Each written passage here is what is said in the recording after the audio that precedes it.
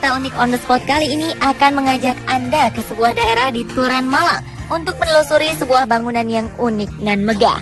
Bangunan ini disebut-sebut sebagai Masjid Tiban. Hal ini berlaku lantaran kabarnya masjid ini dibangun oleh jin hanya dalam waktu 1 malam. Bagaimana kisahnya? Berikut pemaparannya yang disajikan khusus untuk Anda.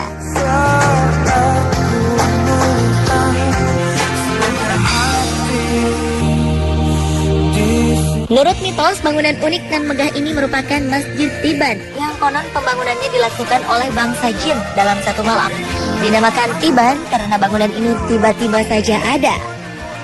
Selain kemunculannya yang tiba-tiba, lokasinya yang berada di daerah pemukiman membuat masjid ini bak istana di tengah perkampungan. Namun faktanya bangunan ini bukanlah sebuah masjid saja.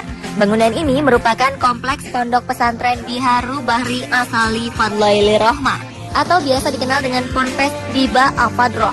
Kompleks ini dibangun di atas tanah seluas 5 hektar. Jadi kalau ada orang yang mengatakan ini masjid jin, terus masjid Tiban, pondok jin, pondok Tiban, itu sudah tidak benar. Karena ini sengaja dibangun oleh para santri atas bimbingan Romo Yai. Faktanya, pondok pesantren Diba Al-Fadroh mulai dirintis sejak 1963. Namun proses pembangunannya baru dimulai pada 1987 untuk menandai adanya santri atau pelajar di pesantren ini yang sudah menetap. Hingga pada 1992, pembangunan sempat terhenti. Pembangunannya memang bertahap, hingga pada awal 1998, pondok pesantren ini mulai dibangun kembali. Hingga saat ini proses pembangunan masih berjalan dan bisa dikatakan baru rampung sekitar 40% saja.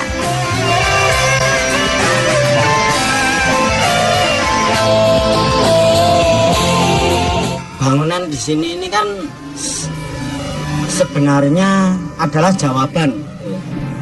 Jadi media sebagai media jawaban dari persoalan yang ada. Jadi awal mulanya sebagai berfungsi secara rohani. Jadi Romo Yai sebagai arsiteknya, jadi karena yang menentukan tata letak, tata bentuk, tata warna, ini beliau. Kalau sekarang punya ini berdasar istikharah beliau. Nah, beliau ini istikharah dari apa? Dari masalah yang ada. Pondok pesantren ini merupakan bangunan tanpa perencanaan, rancangan, gambar, dan desain seperti halnya bangunan pada umumnya. Oleh karena itu, wujud bangunan ini tidak memiliki blueprint. Untuk pembangunannya pun tidak menggunakan alat-alat berat dan modern pada umumnya. Para pekerja bangunan ini adalah santri-santri dari pondok pesantren Diba Al-Fadroh.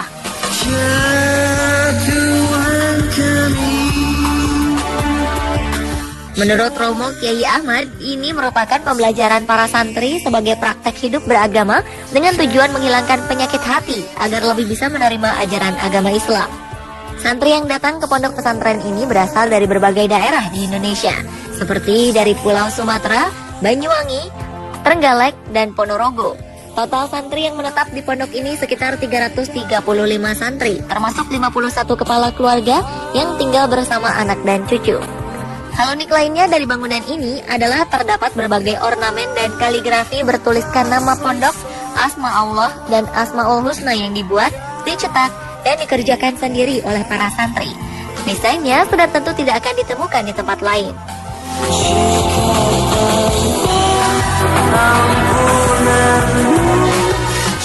Keunikan lain dari bangunan ini adalah letak lantai ruangan yang tidak beraturan. Hal ini membuat para pengunjung akan tersesat dalam mencari jalan.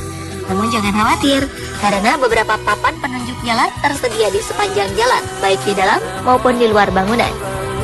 Pembangunan pondok pesantren ini mengikuti kontur tanah yang berbentuk palung, dan menurut penuturan Pak Ipung dalam pembangunannya, tidak merubah tekstur tanah dan tekstur air, bahkan pohon-pohon yang ada tidak ditebang. Bangunan utama di pondok pesantren ini memiliki 10 lantai dan lift. Arsitektur bangunan yang mengagumkan dapat dilihat mulai dari gapura dan pos depan masjid yang bergaya seperti candi hingga kompleks bangunan utama. Dari pintu masuk kita akan langsung menemukan tempat istirahat pria. Ada hal unik di tempat ini. Di dalamnya terdapat air yang dapat keluar dengan menggunakan alat sensor. Air ini alami, langsung dari sumbernya, tidak dimasak dan merupakan hasil penyulingan.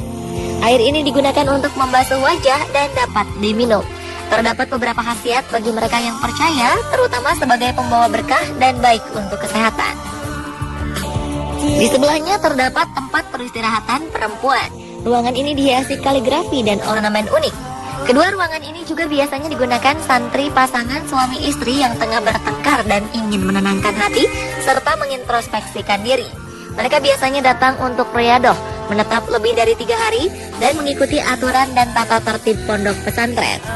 Dari sana kita dapat memasuki ruangan akuarium dengan berbagai koleksi ikan. Tempat ini juga bisa digunakan sebagai tempat riyadoh untuk berdiam diri, menenangkan hati dan mengintrospeksikan diri agar tercipta harmonisasi keluarga. Jika sesuai kontur tanahnya, ketiga ruangan ini berada di lantai 3. Naik ke lantai 4 adalah tempat khusus bagi keluarga Romo Kiai Ahmad untuk menerima tamu. Lantai selanjutnya biasa digunakan untuk ijab kabul dan resepsi pernikahan. Selain itu ada juga mimbar untuk sholat Idul Fitri dan Idul Adha, serta hari-hari besar Islam lainnya. Setiap harinya ruangan ini juga digunakan untuk sholat asar, maghrib, dan isya. Untuk sholat subuh, musola yang digunakan ada di lantai 3. Sedangkan untuk sholat zuhur dan sholat Jumat menggunakan masjid yang berada di luar bangunan. Pembagian tempat ini agar semua musola yang ada di pondok pesantren selalu digunakan. Naik ke lantai 6, di sini terdapat ruangan untuk tempat beristirahat santri yang sudah berkeluarga. Di lantai 7 terdapat supermarket, di lantai 8 terdapat kios-kios, pasar, serta kafetaria yang dilengkapi juga dengan kolam ikan. Lantai 9 berupa gunungan, dan lantai 10 berupa puncak gunung. Di sini kita bisa melihat pemandangan Kabupaten Malang dan sekitarnya. Di lantai ini juga terdapat stalaktit-stalaktit indah menggantung. Ruangan-ruangan ini terhubung oleh suatu pintu. Ruangan satu dan lainnya mempunyai desain berbeda, lengkap dengan ornamen dan kaligrafi dengan berbagai model, jenis, warna, bentuk, dan corak. Meskipun bangunan ini belum sepenuhnya selesai dibangun, ada anak tangga dan jalan yang akan menghubungkan antar ruang. Jika lelah, ada beberapa tempat untuk beristirahat yang dilengkapi kursi dari kayu jati.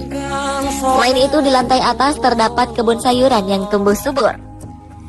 Para pengunjung wajib melapor di ruang informasi untuk mendapat kartu masuk dan kartu keluar tanpa dipungut biaya.